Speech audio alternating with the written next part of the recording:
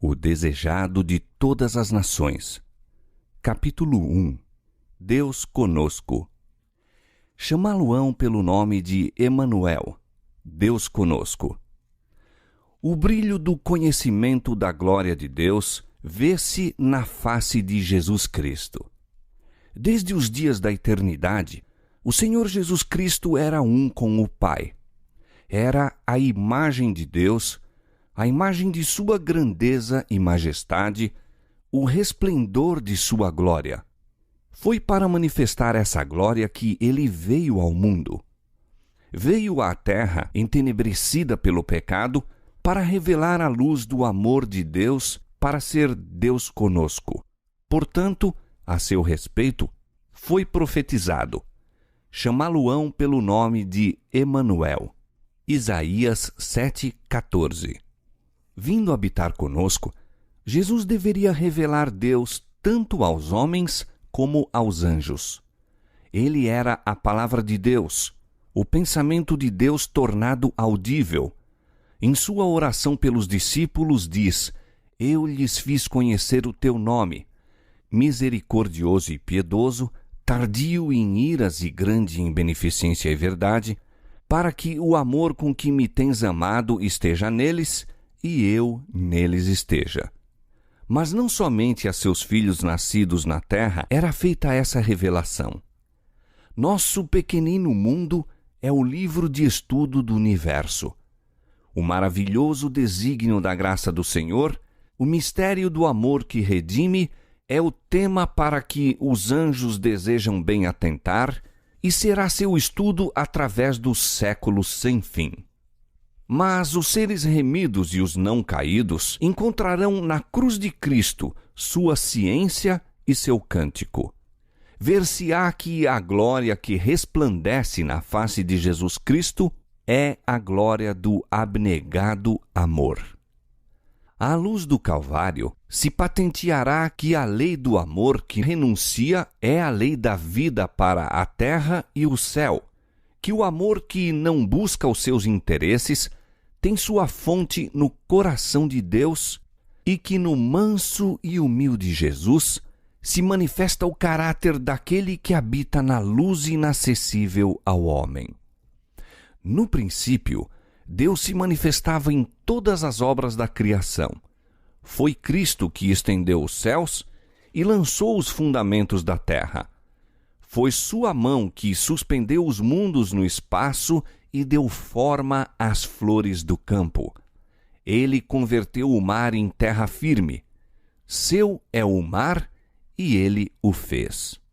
Foi ele quem encheu a terra de beleza e de cânticos o ar.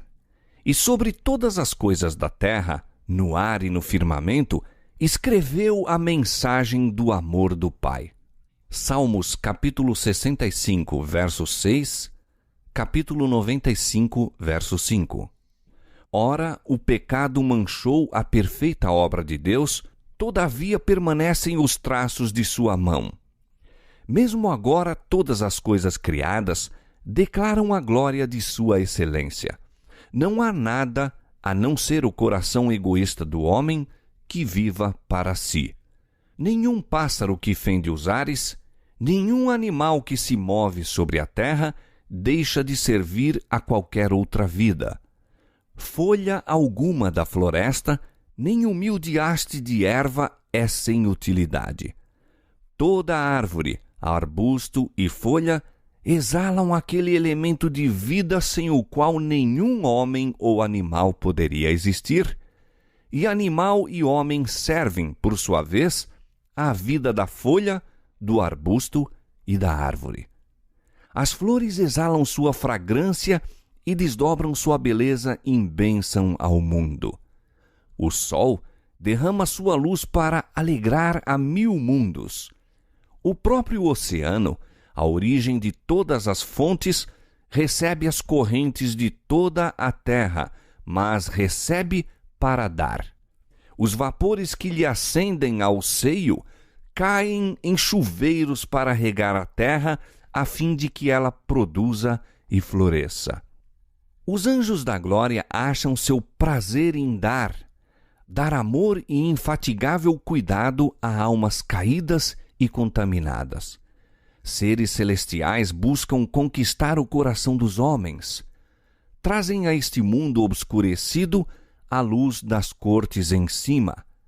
Mediante um ministério amável e paciente, operam no espírito humano para levar os perdidos a uma união com Cristo mais íntima do que eles próprios podem avaliar. Volvendo-nos, porém, de todas as representações secundárias, contemplamos Deus em Cristo. Olhando para Jesus, vemos que a glória de nosso Deus é dar. Nada faço de mim mesmo, disse Cristo. O Pai que vive me enviou e eu vivo pelo Pai.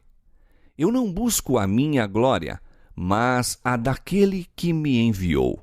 João capítulo 8, verso 26, capítulo 6, verso 57, capítulo 8, verso 50 e capítulo 7, verso 18. Manifesta-se nestas palavras o grande princípio que é a lei da vida para o universo. Todas as coisas Cristo recebeu de Deus, mas recebeu-as para dar. Assim, nas cortes celestes, em seu ministério por todos os seres criados, através do amado Filho, flui para todos a vida do Pai. Por meio do Filho, ela volve em louvor e jubiloso serviço uma onda de amor à grande fonte de tudo. E assim, através de Cristo, completa-se o circuito da beneficência, representando o caráter do grande doador, a lei da vida. No próprio céu foi quebrantada essa lei. O pecado originou-se na busca dos próprios interesses.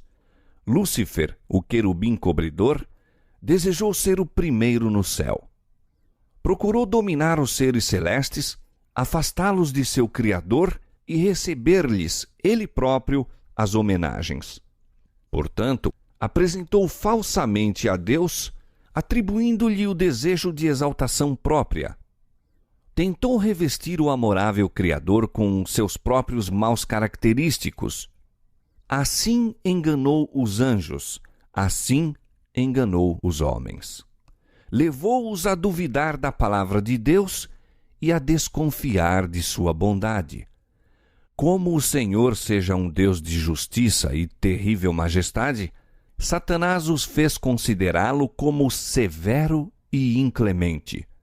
Assim arrastou os homens a se unirem com ele em rebelião contra Deus, e as trevas da miséria baixaram sobre o mundo. A terra obscureceu-se devido à má compreensão de Deus. Para que as tristes sombras se pudessem iluminar, para que o mundo pudesse volver ao Criador, era preciso que se derribasse o poder enganador de Satanás. Isso não se podia fazer pela força. O exercício da força é contrário aos princípios do governo de Deus. Ele deseja unicamente o serviço de amor, e o amor não se pode impor. Não pode ser conquistado pela força ou pela autoridade. Só o amor desperta o amor. Conhecer a Deus é amá-lo.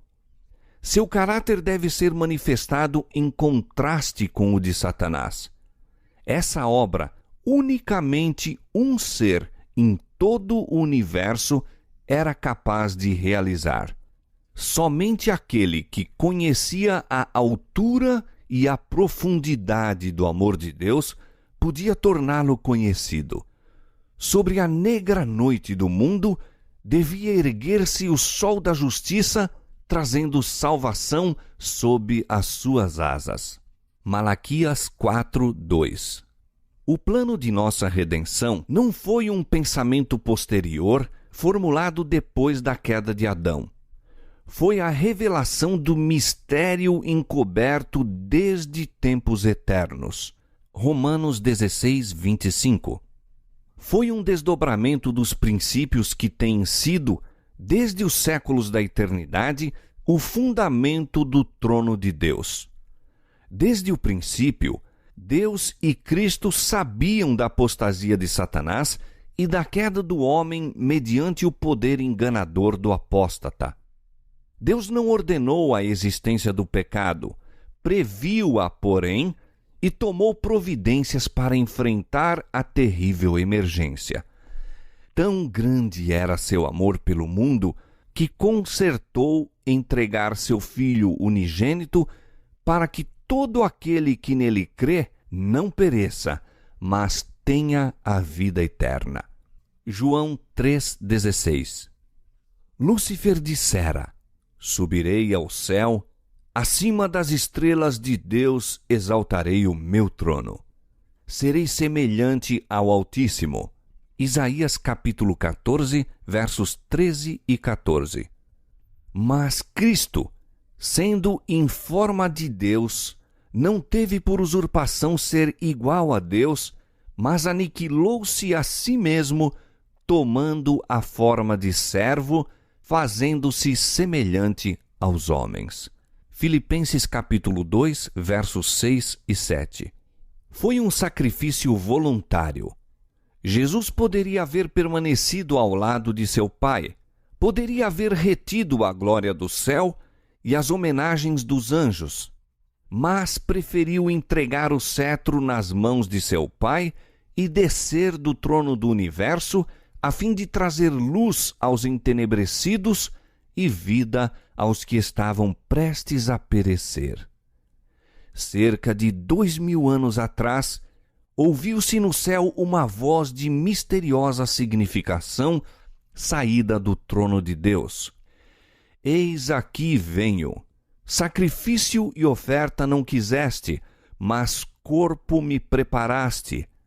Eis aqui venho. No rolo do livro está escrito de mim, para fazer, ó Deus, a tua vontade. Hebreus capítulo 10, versos 5 a 7.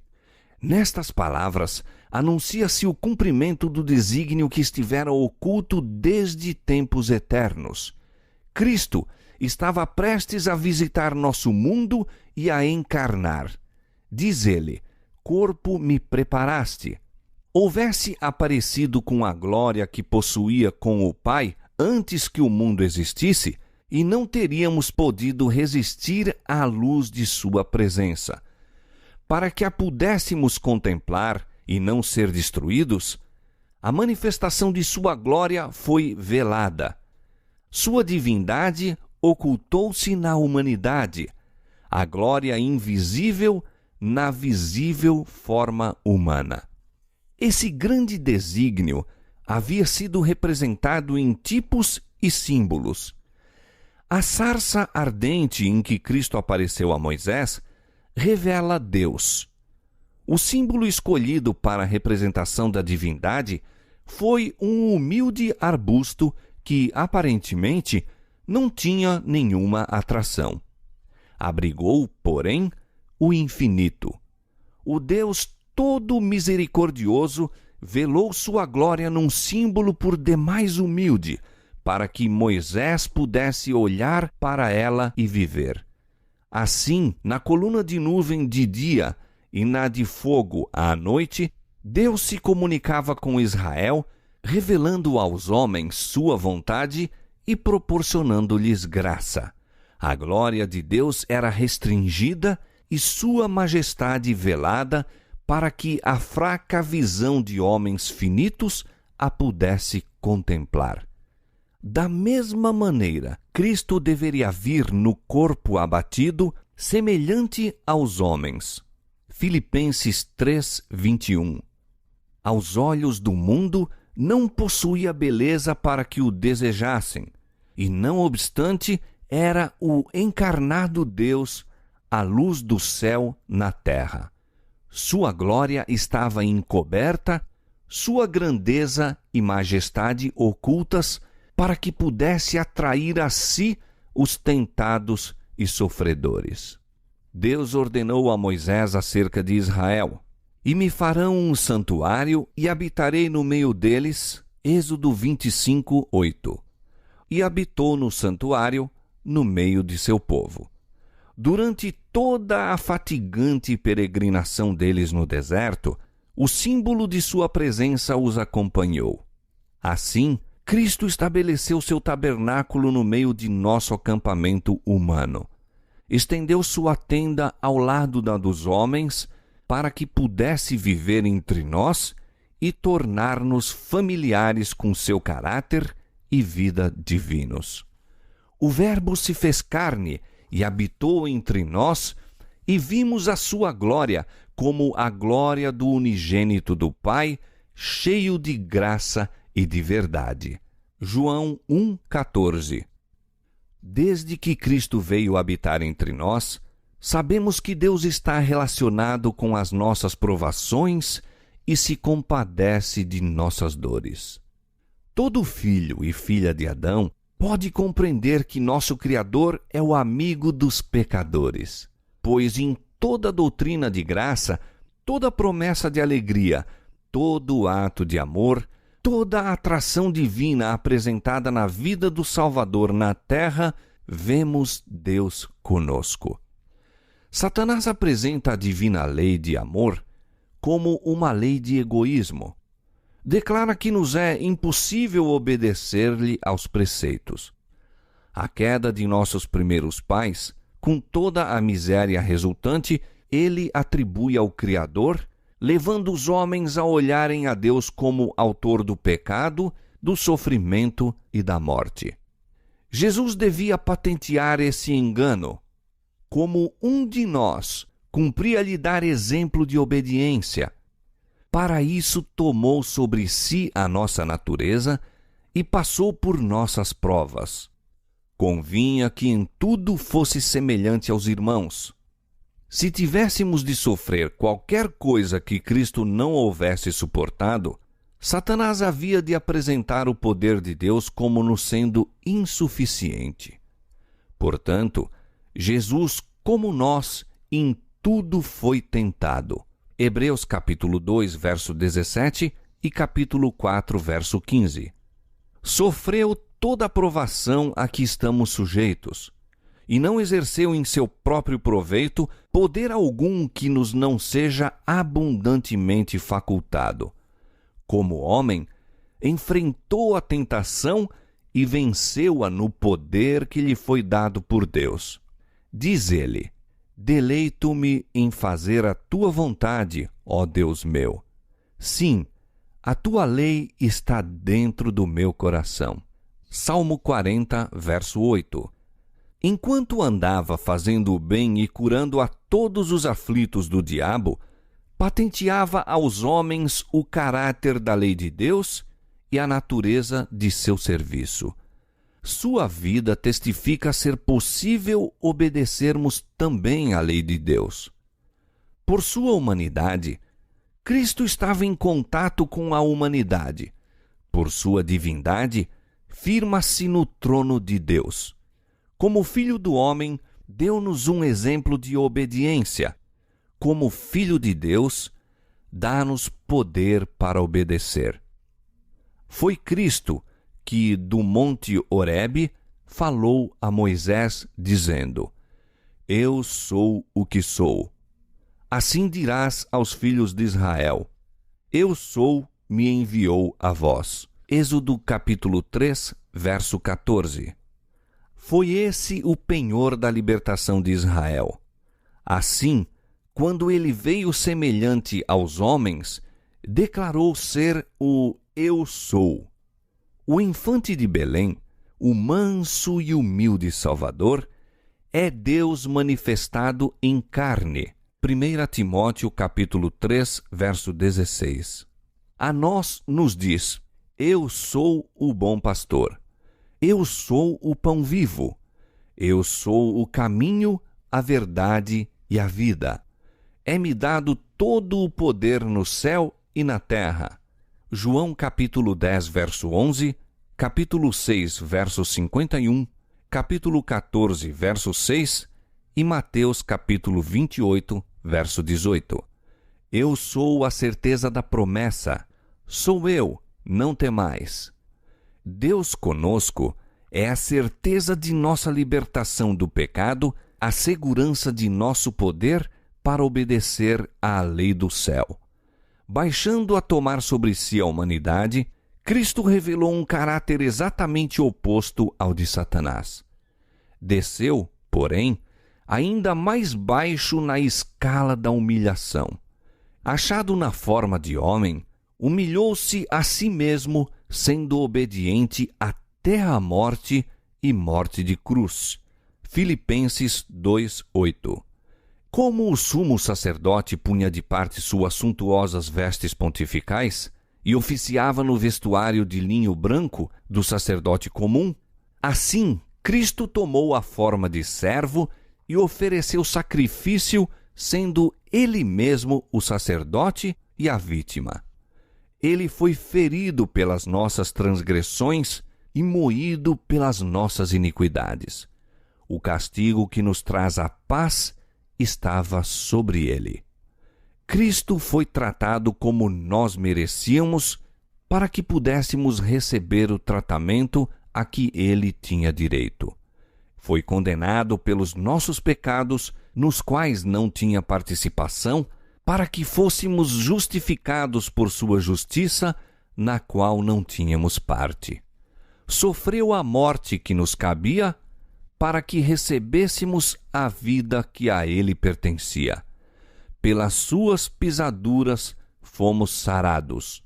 Isaías capítulo 53, verso 5.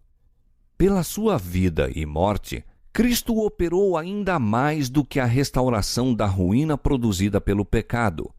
Era o intuito de Satanás causar entre o homem e Deus uma eterna separação. Em Cristo, porém, chegamos a ficar em mais íntima união com Ele do que se nunca houvéssemos pecado. Ao tomar a nossa natureza, o Salvador ligou-se à humanidade por um laço que jamais se partirá.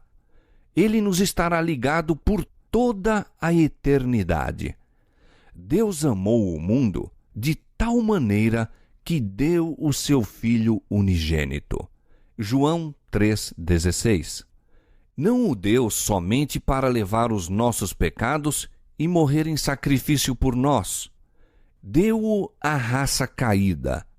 Para nos assegurar seu imutável conselho de paz, Deus deu seu Filho unigênito a fim de que se tornasse membro da família humana, retendo para sempre sua natureza humana. Esse é o penhor de que Deus cumprirá sua palavra. Um menino nos nasceu, um filho se nos deu, e o principado está sobre os seus ombros. Isaías 9:6.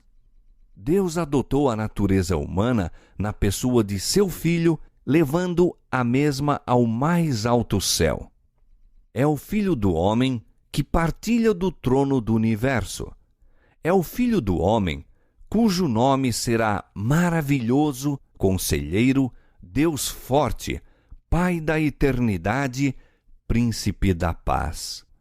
Isaías 9:6. O Eu Sou é o árbitro entre Deus e a humanidade, pondo a mão sobre ambos. Aquele que é santo, inocente, imaculado, separado dos pecadores, não se envergonha de nos chamar irmãos. Hebreus capítulo 7, verso 26 e capítulo 2, verso 11. Em Cristo se acham ligadas a família da terra e a do céu. Cristo glorificado é nosso irmão. O céu se acha abrigado na humanidade e esta envolvida no seio do infinito amor. Diz Deus de seu povo: como as pedras de uma coroa, eles serão exaltados na sua terra, porque quão grande é a sua bondade, e quão grande é a sua formosura. Zacarias capítulo 9, versos 16 e 17. A exaltação dos remidos será um eterno testemunho da misericórdia de Deus. Ele há de mostrar nos séculos vindouros as abundantes riquezas da sua graça pela sua benignidade para conosco em Cristo Jesus. para que a multiforme sabedoria de Deus seja conhecida dos principados e potestades nos céus, segundo o eterno propósito que fez em Cristo Jesus, nosso Senhor. Efésios capítulo 2, verso 7, capítulo 3, versos 10 e 11. Por meio da obra redentora de Cristo, o governo de Deus fica justificado.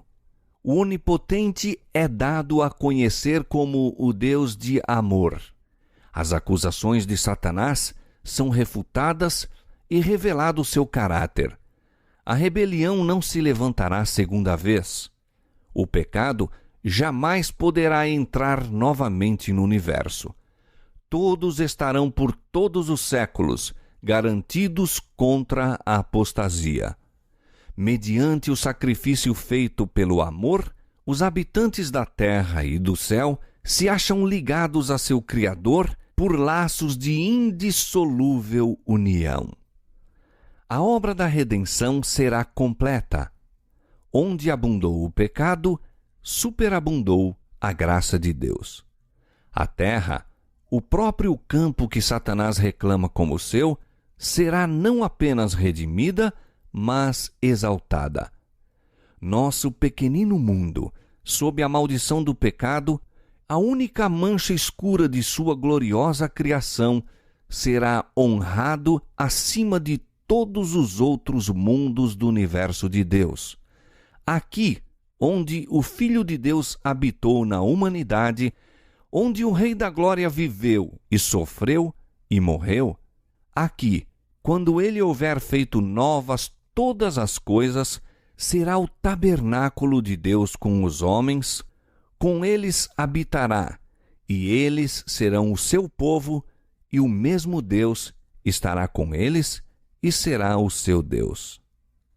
E através dos séculos infindos, enquanto os remidos andam na luz do Senhor, hão de louvá-lo por seu inefável dom. Emanuel, Deus conosco.